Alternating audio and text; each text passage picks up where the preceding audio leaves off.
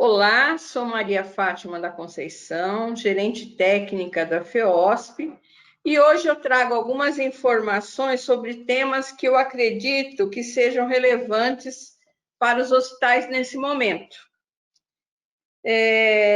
Primeira coisa que eu queria deixar claro é que eu estou sem máscara, porque eu estou em home office, e não preciso, como estou sozinha, estou sem máscara, mas todo mundo deve se precaver e usar sua máscara, hein? Enquanto estiver em público, lavar bem as mãos.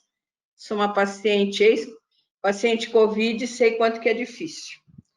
Mas os assuntos que eu quero trazer para vocês, um deles é relacionado à portaria 3.186, que trouxe um incentivo aos hospitais que realizam parto.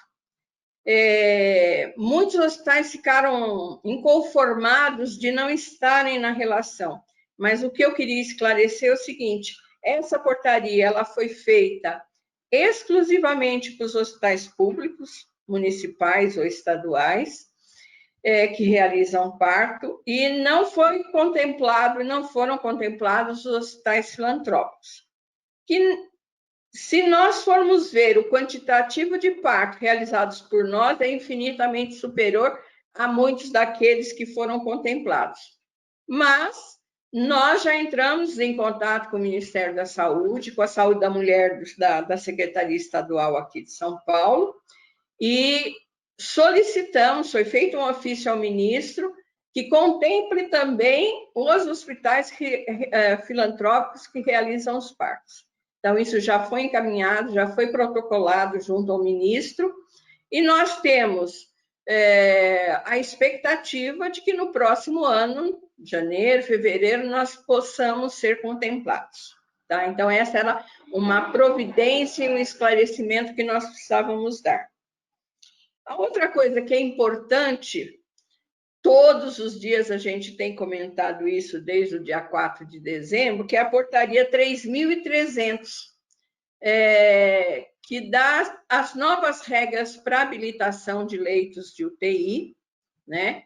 Então, que os hospitais podem entrar com os processos, e desde que estejam no plano de contingência do Estado, obviamente, que nós já mandamos para vocês, que é a 11ª remessa. E a única diferença que tem nessa portaria é que a prorrogação é por 60 dias e não por 30, que já é uma vantagem, porque de 30 em 30 dias pedir renovação é uma burocracia imensa, então com isso a gente ganha tempo, né? Você faz só a cada 2 meses. A primeira, a habilitação inicial é válida por 90 dias, e as subsequentes a cada 60 dias, não mais todos os meses. O quantitativo aprovado, ele vai muito de encontro ao que você está informando no censo, porque se você for do estado de São Paulo, por exemplo, você encaminha o censo para o estado e o estado retransmite ao Ministério. Se você for de outros estados, existem situações diferentes, em que você continua mandando direto para o Ministério, para o estado, para o município, depende da região que você está. Mas, de qualquer maneira, o censo federal, ele precisa ser preenchido, quer seja pelo gestor, quer seja pelo prestador.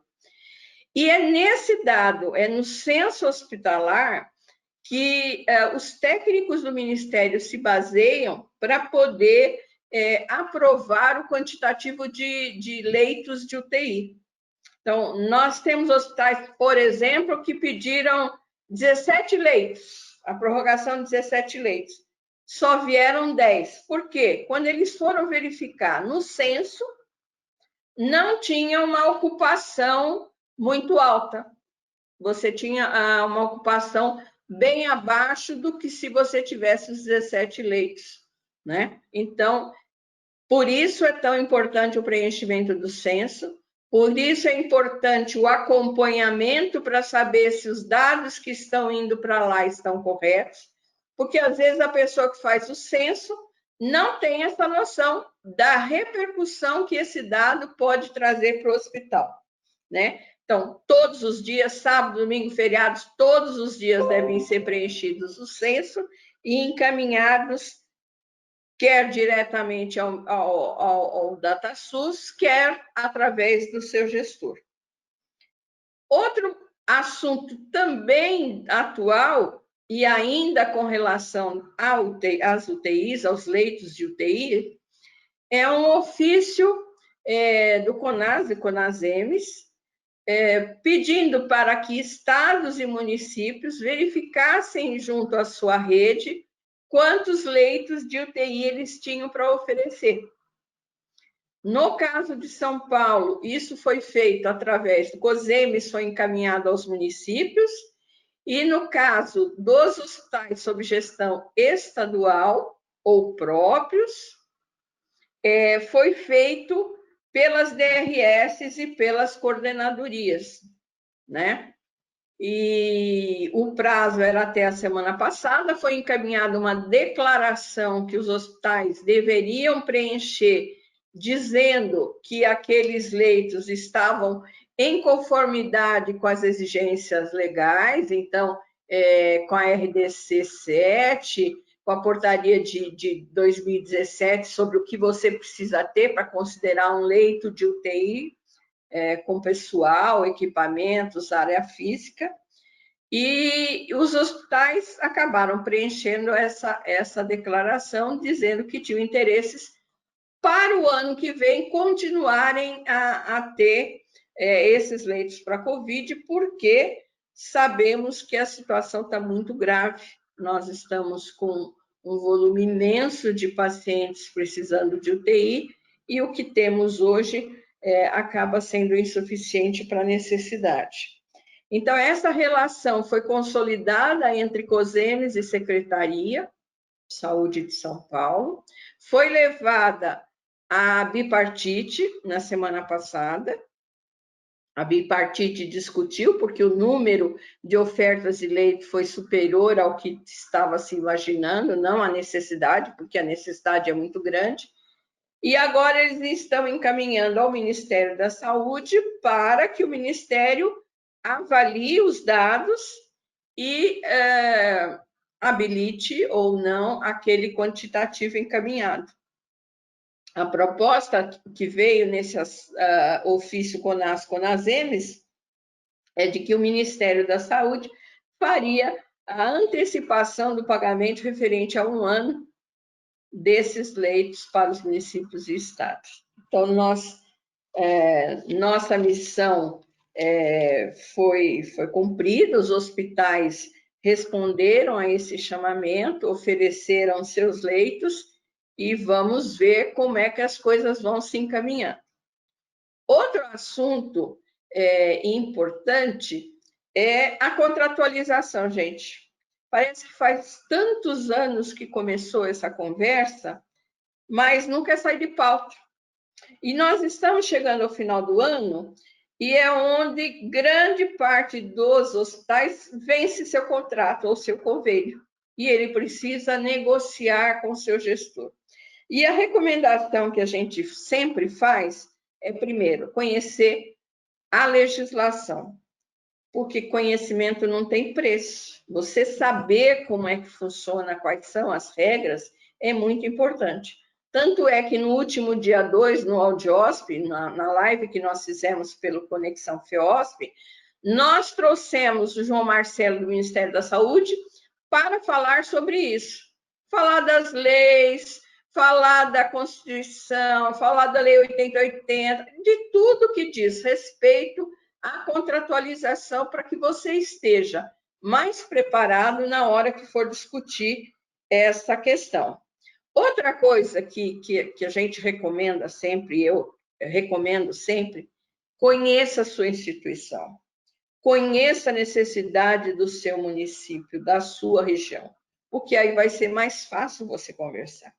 Se você souber a sua série histórica, o que mais você realizou, qual foi a sua demanda maior, qual foi a necessidade de leitos, qual foi o valor médio da sua EH, tudo isso são dados importantes na hora que você for discutir um novo contrato. Lembrando que no próximo ano nós temos muitos prefeitos novos e que certamente vocês os auxiliarão com as informações, porque ele está começando, muitos foram reeleitos, mas tem muita gente nova. Então, é importante o nosso papel até de compartilhar o conhecimento. Outra coisa que é fundamental é que você tenha no seu convênio todos os incentivos relacionados. Então, você tem o valor fixo, que normalmente é média complexidade, você tem o valor que é por produção, que normalmente é alta, e o FAEC. No caso de São Paulo, média e alta complexidade, quem está na gestão estadual é a parcela fixa. Mas, se eu não tiver essas informações, fica muito difícil negociar. E eu preciso ter destacado quais são os incentivos que eu recebo, eu, hospital. Então, eu sou contratualizado, eu tenho o IAC, então está lá o valor do IAC. Eu tenho o IntegraSUS, está lá. Eu tenho um incentivo do meu município para ajudar plantão do pronto-socorro, está lá. Olha, eu tenho alguns SADTs que nós temos uma dificuldade grande em conseguir, e o município, o estado topou pagar um plus a mais e ele me dá um valor fixo para tantos exames mês. Tudo isso deve constar no seu contrato, no seu convênio. E outra, nós não podemos deixar vencer o convênio para depois discutir, porque se ele ficar descoberto, você corre o risco de perder a sua filantropia. Então, nós temos que nos preocupar bastante e começar a discutir bem antes do vencimento, porque nós precisamos negociar, e não se negocia com a corda no pescoço, eu tendo que assinar no dia seguinte. Eu tenho que ter dados, eu tenho que conversar, eu tenho que mostrar a realidade do hospital, eu tenho, se possível, ter os custos dos meus atendimentos, com metodologia clara, precisa, para que isso facilite bastante a conversa com o gestor que irá comprar esse serviço. Tá? Nós estamos vivendo uma experiência que jamais pensamos passar, com certeza, nenhum de nós, tanto é que eu estou achando que vou excluir da minha vida o ano 2020, já disse para os meus amigos e parentes que eu voltei a ter 62 anos, e não 63, porque eu quero ignorar, mas a gente tem que ter fé e esperança que nós vamos ultrapassar essas dificuldades como temos conseguido vencer. Nós temos vencido obstáculos que não imaginávamos poder vencer. Então, eu acho que isso é muito importante. Nós crescemos todos com essas dificuldades, com essas inovações, com essa situação de teleconferência e de vídeo e de tanta tecnologia que nós achamos que não, pelo menos na minha idade, era mais difícil, e nós estamos tendo que aprender. Então, era esse o recado que eu queria dar hoje. Nós estamos num final de ano mais difícil ainda do que esperávamos, mas com pensamento positivo e com meu lema, sempre tenha fé. O que eu posso desejar aos amigos e parentes que estão nos ouvindo, muita saúde, principalmente, muita tranquilidade, equilíbrio, e que no próximo ano nós possamos ter a oportunidade de estarmos juntos para dar aquele abraço apertado, contar o dia a dia, faz tanta falta, né? A gente sente que essa parte está sendo a mais difícil para nós, né? E que neste Natal eu desejo muita felicidade, um santo Natal, e que 2021 seja muito melhor que esse e possamos retornar uma vida mais gostosa, mais junta, com mais saúde. Então, eu queria deixar meu abraço a vocês todos e dizer que eu estou sempre à disposição na FEOSP, no WhatsApp lá dos nossos filiados, das nossas federações. O que eu souber e precisar, estou sempre às ordens. Um grande abraço a vocês, fiquem com Deus e nós vamos ultrapassar essa fase e nós vamos sair vitoriosos, mas nós precisamos da ajuda de todos. Tá? Um grande abraço a vocês.